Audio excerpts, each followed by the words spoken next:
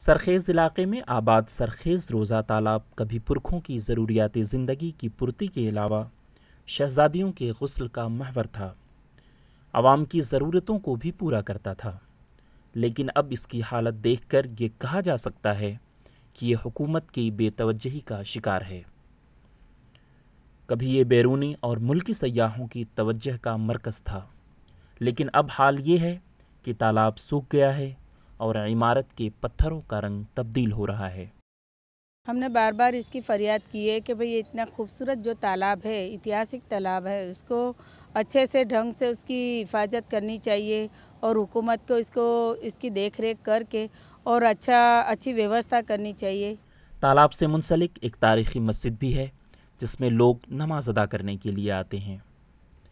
اب دیکھنا یہ ہے کہ سرخیز روزہ تالاب کب پانی سے لبریز ہوتا ہے اور سیاحوں کو لطف اندوز ہونے کا موقع ملتا ہے۔ ای ٹی وی بھارت کے لیے احمد آباد سے روشن آرا کی رپورٹ۔